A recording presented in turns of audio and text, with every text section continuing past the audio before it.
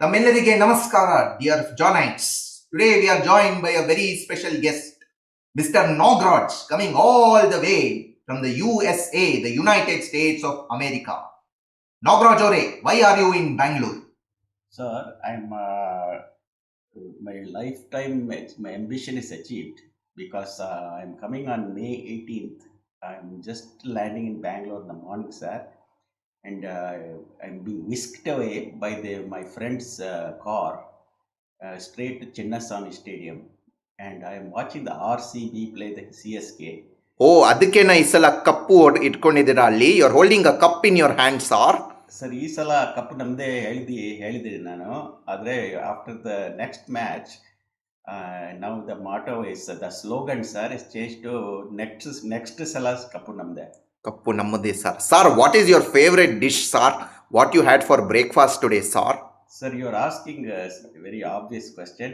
Nograj is always having the korobath, sir. The korobath is ನಮ್ಮ ಮಣ್ಣಿನ ಮಗ, sir. It is the staple food and it is the food of the masses.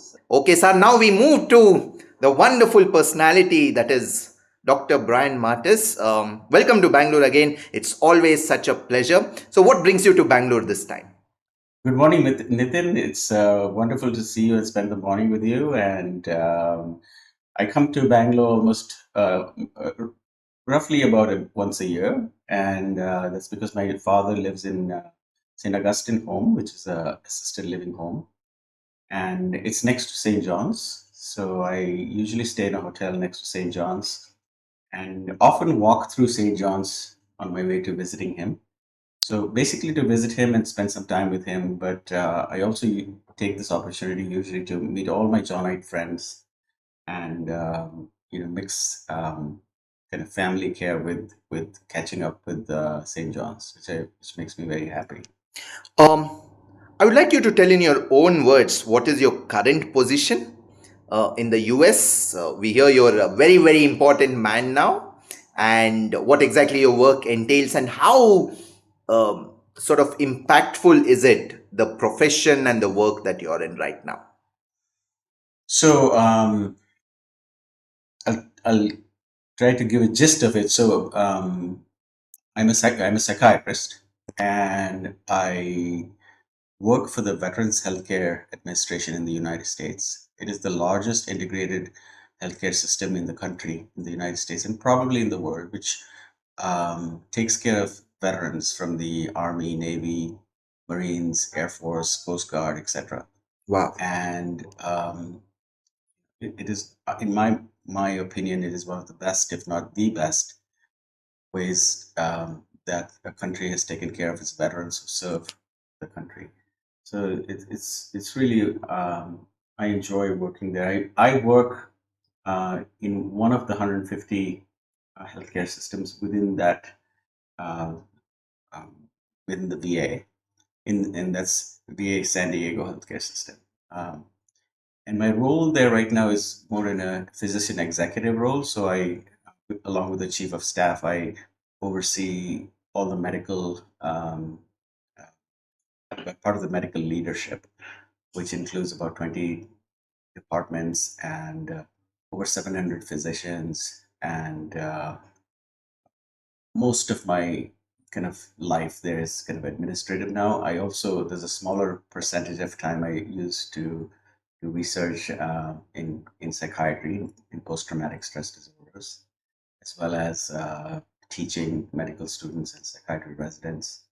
And So, if I were to ask you, yeah, the clinician Dr. Brian Martis or the administrator Dr. Brian Martis, which is your personal favorite?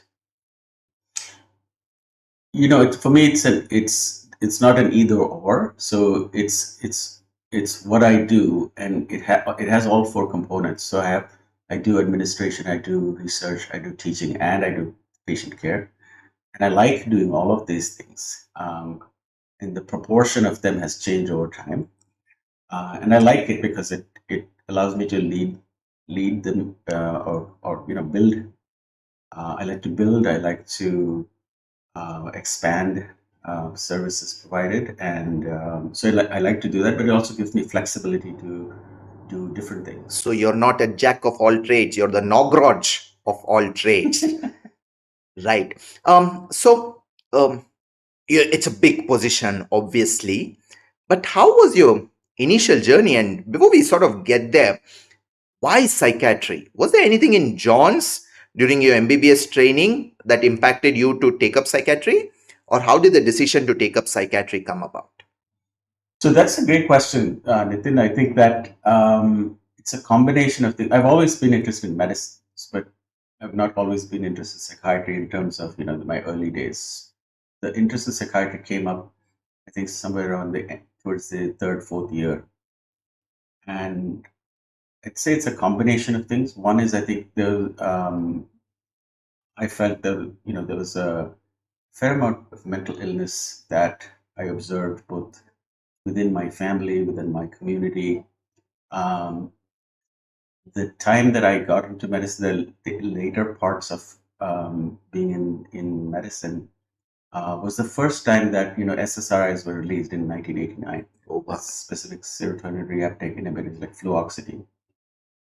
Until then, there was many conditions that were considered untreatable, and so the release of the SSRIs and then the declaration by the U.S. that 90 to 2000 be the decade of the brain. So basically, the kind of visibility of neuroscience and neuroscience methods to look at psychiatric illnesses as brain-related conditions, and to use technology to make advances that we had never had. So that really inspired me, and I also wanted to do something that had not been figured out. So I was thinking I remember during my final years I did electives in pediatric surgery, gastroenterology, and several other things. And primarily, I did this because of inspirational teachers. I went to gastroenterology and because of Patrick Kamath, or elective. Then as soon as I did that, I wanted to be a gastroenterologist. Then I went to pediatric surgery because of Ashley DeCruz, and I wanted to be a pediatric surgeon. And of course, I read something. I read this. I think it's called Scott Brown and somebody. Those 6 volumes of ENT books in the library. I read like most of them and or extensively read them, and then I wanted to be a head and neck surgeon. Um, this was my final year journey, but eventually I did my psychiatry residency, rotation, and then I did the precursor to the NEET exam. And I did get actually an MD psychiatry seat in Jipmer, Oh, okay. which I was happy to kind of join. After which, actually, I got also called by NIMHANS and interviewed by them, and sadly, I didn't get in there and I strongly believe it's because I already had a seat. That was the question they asked me. So, taking up psychiatry at that era, now of course, you have a lot of celebrities talking of mental health. The stigma is moving away, though not completely. There is a stigma which is moving away. But at that point of time, even if you talk about NIMANS, it's a premier institute, but at that point of time, the common man would call it Huchrud Hospital, Yeah. or Auru Huchrud Doctor. Um, Personally, and from let's say explaining it to relatives and friends, was it difficult to explain the decision to take up psychiatry? Yeah, this is a terrific question. So, there is this, as we all know, there's a stigma about mental illness and psychiatry. It's different in different. There's a kind of blanket mental stigma across the world. Um, Several countries have made progress, but even in a country like US where psychiatrists prominent, psychiatrists are prominent, psychologists are prominent, people talk about their illness, etc. Even there's there continues to be a stigma. So you can imagine in 80s, or late 80s, early 90s in India, um, nobody. So taking psychiatry was met with surprise by most people, right? So most people, family, friends, etc., and even colleagues say, "Why are you doing? You're so bright. Why are you doing psychiatry?" Um, so absolutely, it was not something that you would even consider, and if you considered it, then people would be puzzled or try their best to kind of dissuade you. And and in my case, that's what I wanted to do. So it doesn't really matter to me that much that what people think. I think that's a very important message. The juniors and everyone seeing it is choose your passion. Do not worry about what anyone else says. Um, During your residency in psychiatry, or even later on in your clinical practice, any case you could share with us that you said, wow, okay, this is an impact that my field creates and something which you would remember for the rest of your life? Sure, many occasions, but a gist of any incident or any case like that. Yeah, Nitin. So it would be hard for me to give you like a one case vignette, but I can give you kind of a composite. So one is that um, like continuing from the previous question.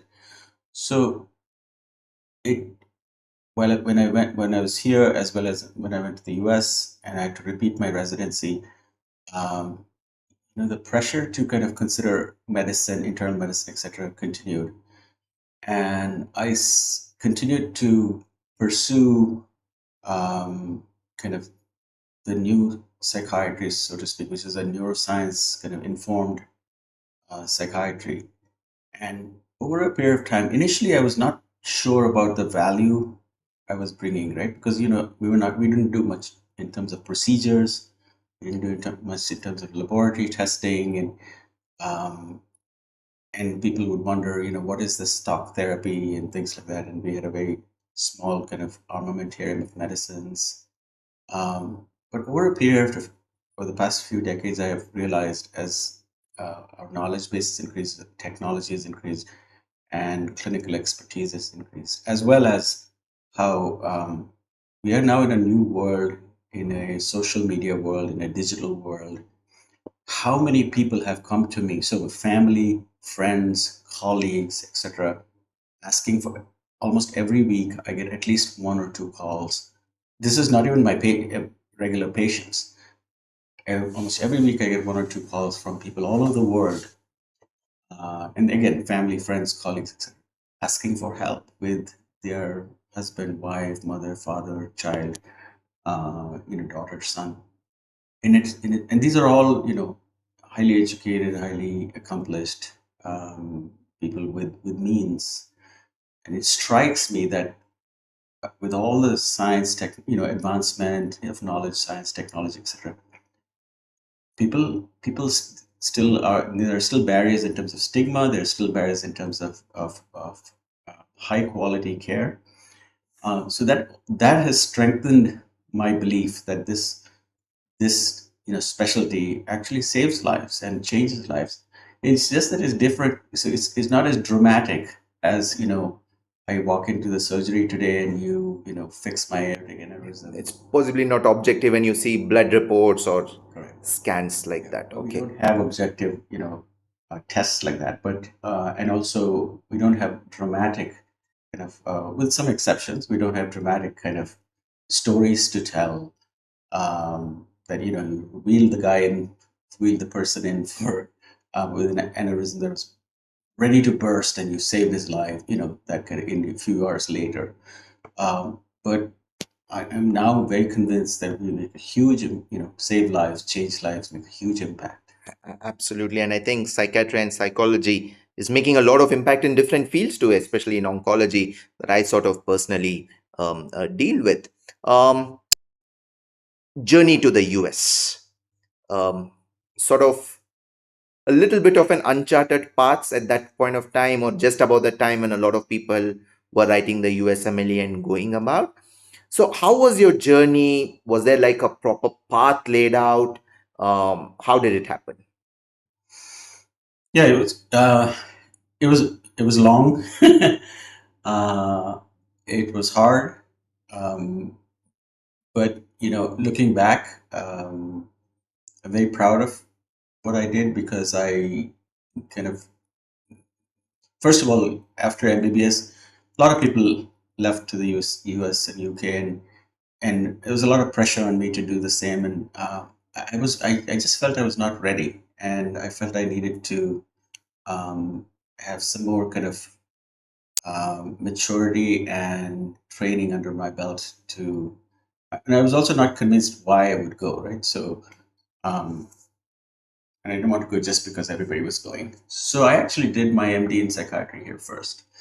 I think, and some people consider it, waste because they said, "Oh, you did 4 years here and 4 years in the US." And I am actually happy that I did it that way because I learned. I have the best of both worlds. I'm trained in both countries, can practice in both countries, and I have the best of both worlds in terms of training. Um, so after I finished my MD, then I did my USMLE, and it was I think ECFMG at that time, and crossed. Now, uh, the only regret I have is I wish I had just gone there and interviewed in different places. But for people who are going now, you have to realize that at that point it was very hard to get a visa, and so I called up my friend who was my senior resident in Jipma. He arranged for a interview, and the program director happened to be Indian, Oh, and okay. so she of Indian origin, and so she was visiting India. So I interview ended up happening in India. Oh, okay. Over So some masala dosa and korobot. no, this was in Chandigarh. So Oh, chola aloo bhatura, paratha. chola bhatura. But and that's how that's how I. And then of course I went to the match and I got matched. Um, in that I ended up in Chicago. And then a very interesting story because when I was doing my residency in psychiatry in Jipmer, I was very interested in a condition called obsessive compulsive disorder, and not much was known about it. It was considered untreatable. But every time I read some journals, I found there was one group at Harvard, Mass General, that was doing some pioneering work. So I made up my mind. I remember I was sitting in the library and in Jipmer in Pondicherry, and I said, I want to go and work with these people. That was a dream. And so after I went to Chicago, I started writing to them. And when I wrote to them, they were thoughtful enough and kind enough to write back. So we had a correspondence, then we had a meeting, and then after I finished my residency there, I was asked to stay on as assistant professor. Um, and I negotiated that I'll spend my first year at Harvard with at Mass General at Harvard, and that was really one of the best years of my life. And in terms of and these people 20 years later are still my mentors, my friends, and it was just an amazing academic And profession. again, wonderful, that in the age where social media and emails were not present, to take up the courage to write letters. So, again, a very important message to all the Johnites watching out there. You want something, go after it. Yes. Don't worry about the consequences and all. Should I, shouldn't I? Just try, you never know. You spoke about mentors, and you've been a big part of the ECJI, the Early Career Johnite initiative. How did the thought process of setting up ECGI came? How much of your own journey had an impact on that? And really, those sort of, if you could reflect on the work the ECGI has been doing over the years. Yeah, that's a great question. So, you know, if you think about it, um, for years now, for decades now, um, Johnites have been going to the US and UK, and for decades, many Johnites, senior Johnites, have been generously helping these people. So clearly, it was, I'm not the person who's invented this or started this. Um, when I was the president of the North American chapter of it's called North American Alumni My Association. God, I need to call you as President Sor then now. Expert, but Once a president, always a President Sor. so that was 2008 to 2010. Um, I I was thinking about what can I do that has not that needs to be done, right? So there are many things that need to be done, but what can I do that I'm passionate about? And by the time there was enough kind of um, critical mass and energy to say, let's figure out a system where the US alumni can, in an organized way, help Johnites coming. Instead of just somebody calling somebody, we thought, why don't we set up something where there's a network of people who agree, and there's somebody who receives and triages, and that person is in kind of contact with the early career person in St. John's. So that was the thought process. Many people were involved in this thought process. One person I want to give particular credit to in this thought process is Savio John. I believe he's a 92 batch, but Savio is a just incredible human being and physician, and he has helped countless Johnites. But his early and significant contribution was to help organize this early career initiative. So it's really it happened during like my presidency, so to speak, and I definitely was involved in it. But I really have to give Savio a lot of that, and a lot of others. So there are a lot of others, who have been helping Johnites in the background. 2 or 3 people come to, and by no means these are the only ones, but the 2 or 3 people that come to mind, are Marian Kamath, Kumar Belani, Samuel John, um, Arnold Joseph, um, and Eddie Pinto, and and and again, forgive me, there are many more. Yeah, absolutely. And I think it's very heartening to see that Johnites across the world always step up when juniors need mentorship, which brings me to a very sort of insightful question, if I may ask. Why the spirit of giving back? In your personal experience, how has John's played a role in shaping who you are, and how much of an impact do you think it has had? Yeah, I mean, this is the question, right? So, because I wonder about it all the time. So, me, it's very, for me personally, it's very simple. Um, I believe that whatever I am today, in terms of the good parts and the professional success parts, um, really, I owe everything to St. John's. If not for St. John's is the crucible that helped, is basically that made me, so to speak. But everything I do is driven by the principles, the vision, the mission, the values, the principles that I learned to St. John's that formed my kind of character. What's the person as a physician, and there's also the sense of you know just deep fondness that I cannot explain. Not everything was glorious. Like I had good times, bad times, hard times in St. John's, but it's just an indelible kind of memory, um, and it's objective because I look at hundreds of people, right, in North American alumni, alumni who stay back in St. John's, and they have that same. It's a magic sauce. It's a spirit. It's very hard to describe. Yeah, we just call it the Johnite spirit. There you go. And you know, we have a lot of us have a lot of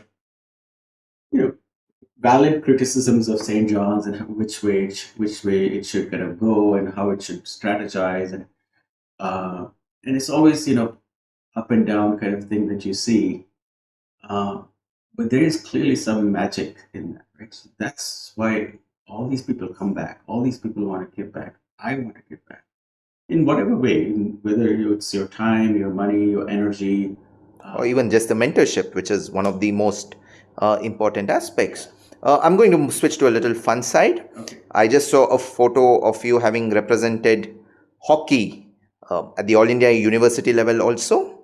Um, uh, some anecdotes from the sports field, what position you played at, any memorable matches? Yeah, so first of all, I am a cricketer at heart. So I'm a born in I live and breathe cricket basically. So when I came to St. John's, I realized nobody plays cricket, or if they play cricket, It's You're actually looked down upon sometimes. interclass culturals, things like that. And so hockey was the thing. And my cousin, my second cousin, Noel Ruskina, otherwise known as Condo Man, Okay. one of the most brilliant hockey players this country has produced, I believe, and I'm not the only one. He played for the Karnataka state, and he would have easily played for India if not for his exams. So he and several other senior Johnites, gave me a talk once because I was partying too much, and they said, "Listen, um, do something useful for your life, and take up something like hockey." So that's how I started hockey, and I don't know why, but for some reason I gravitated to the role of a goalkeeper with the position of Okay. So I was the initially second goalkeeper to Anil Brito, who was so at least in the contemporaries that we knew as one of the greatest goalkeepers that we've had, and, so second goalkeeper, and eventually when he left, I became the goalkeeper, first goalkeeper, and my brief 15 seconds of fame was being selected to the university team and going with them to Rourkela for the All India universities, which I forgot if we won it or lost it. We probably lost. Oh, that's okay. We'll assume we won.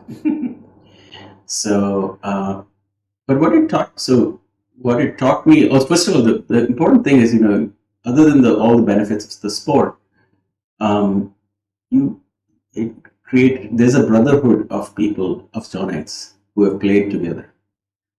And it's in addition to being a Johnite, right? So being a Johnite itself makes you part of the family. But even now we have a group of people who are very close to each other, not solely because of hockey, but that clearly that team spirit has. And this is I'm talking about 40 years later, and so a little message there for current Johnites is that achievements, your personal development, your career development is not just academics. It's a global kind of development of your personality, personally, academics, sports, culturals, and really that's one of the unique John. Correct, which makes a Johnite stand out apart. Your sort of escapades were just not on the sports field, but are on the cultural stage as well. You were part of the Madats team, if I'm not mistaken, and yes, we have Mr. Nax of RCB, very famous. But you used to talk like a certain Nogroj way back in the 1980s. So how did that come about? The evolution of the character of Nogroj, and any sort of funny Madats incident you'd like to share? Yeah, honestly, I wish I knew about like copywriting and stuff. I would have been I think I would have been a pretty well-to-do Or RCB could have hired you. TV personality. Oh yeah, because the way almost more than a decade before Danish Seth and others. I don't know the exact origin, but right now, since you asked me this morning, in 1986, a multi-class group of people got together for the first time and took the train and went all the way to Delhi. So I think it was Pulse 86. Yes. It's an intercultural.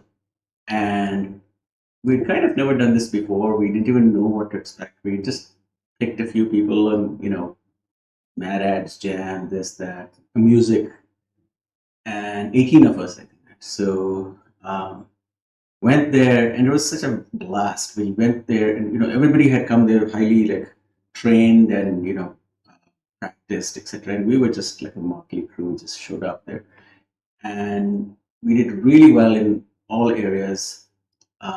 We may not have won everything, but we did very well. And people were so impressed with us because they've never seen a South Indian medical school before.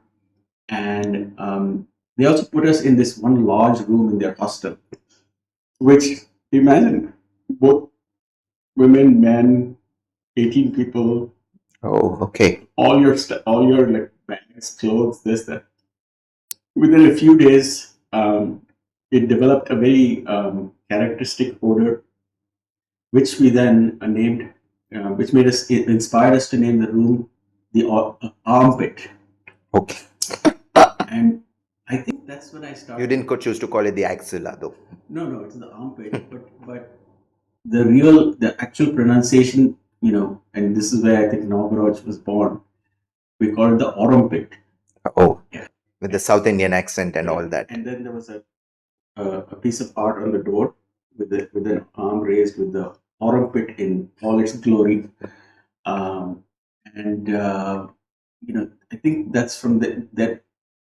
I don't know if this is true or not, but that's the memory I have where I sort of invented Korobot, which is the BC Korobot. No, which is the Kannada version of it's a Kannada English, and then somewhere along the line it became Nagraj. I have to say that I think Dr. Venkatesh from biochemistry, the lead man of India, correct, and the Spork man. So I don't know if you know Spork. So Spork is a society that climbs mountains. Oh. So when Dr. Venkatesh was teaching us, he was trying to spork some imagination in us. He finally gave up because none of us had the spork that he. But I have a feeling that there might have been some subliminal influence that he had in the character of Nogro. Oh, wow.